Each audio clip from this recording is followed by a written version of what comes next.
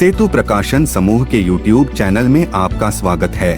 हमारे इस चैनल को सब्सक्राइब करना न भूलिएगा।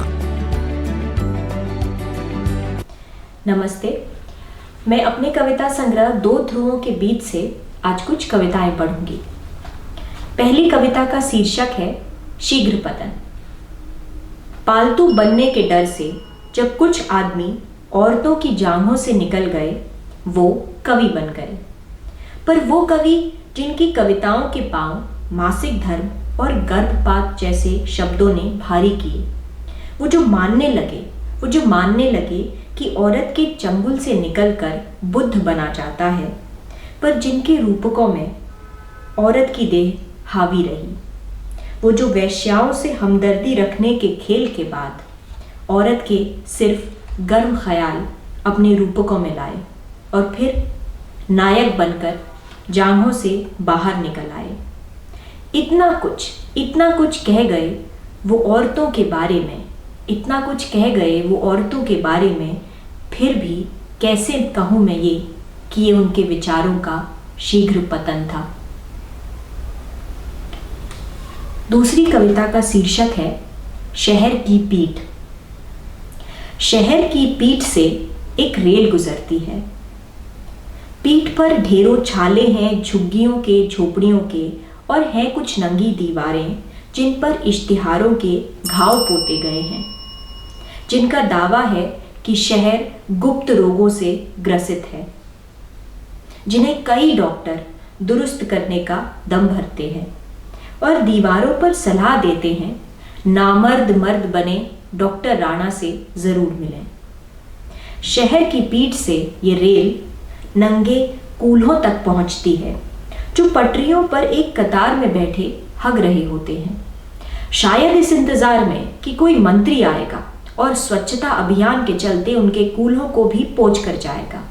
पर नहीं, शायद फर्स्ट क्लास के कूपों में बैठे मंत्रियों के सामने स्मार्ट सिटी का ब्लूप्रिंट है, जिस पर शहर का ये पिछवाड़ा कहीं भी अंकित नहीं, और कूल्हे साफ करना उनका एजेंडा भी नहीं, क्योंकि कूल्हे पेड़ से गिरे पत्ते नहीं जिनके साथ सेल्फी खिंचा ये कहा जा सके देखो आज मैं इनकी पोंछ कर आया हूं।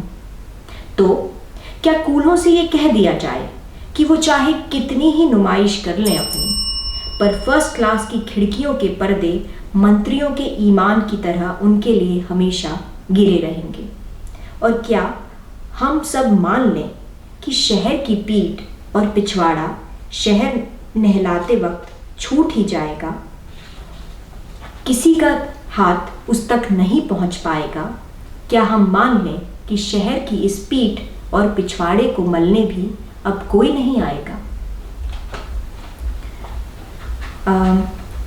संग्रह से मैं एक आखिरी कविता पढ़ूंगी। इस कविता का शीर्षक है मैरी गो राउंड। जब सपने में कविता आई तब कलम और कागज नहीं था पास, ना था फोन का नोटपैड, बस बंद आंखें थी और थी नींद की सफेद चादर। कविता का विषय था नींद में कविता कैसे लिखते हैं। मुझे बताया गया कि नए सपने को पुराना समझकर देखना और नई कहानी को पहले घट चुकी कहानी, हर बार इस कहानी में एक मैरी गो राउंड मिलेगा। उस पर सवार कुछ बच्चे होंगे जो खुशी के मारे चीख चिल्ला रहे होंगे।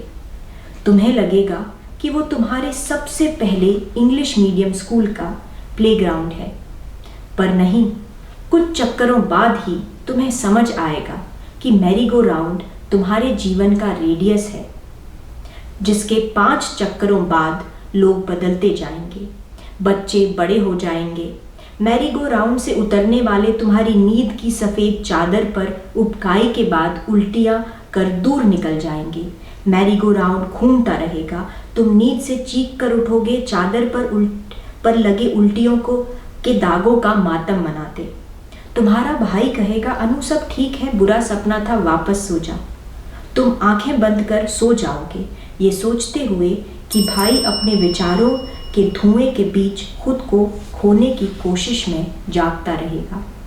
तब शायद सपने में तब शायद सपने में या असल में तुम्हारी जांघों पर तुम्हें एक काली बिल्ली बैठी मिलेगी जो घूर कर देखेगी तुम्हें, पर वो तुम्हारे भाई की तरह सुकून भरा कुछ भी नहीं कहेगी तुमसे, बल्कि तुम्हें इस कदर डराएगी कि अगली सुबह तुम सबसे पहले इंटरनेट पर गूगल करोगे कि काली बिल्ली के सपने में आने का क्या मतलब होता है। और इस तरह एक कविता तैयार होगी जो और कुछ नहीं, बस इस 6371 किलोमीटर के रेडियस वाले मैरीगो राउंड से उतरकर वैक्यूम में लटक कर की गई उल्टी भर है। कविता यही खत्म हो जाती, लेकिन आलोचक की ये टिप्पणी कि लोगों को 6371 किलोमीटर के रेडियस की बात समझ नहीं आएगी, इसलिए मैं इस कविता की एक आखिरी पंक्ति लिखूंगी कि फोन रहता है तुम्हारे हाथ में हमेशा, तुम इतना तो गूगल कर ही सकते हो। शुक्रिया।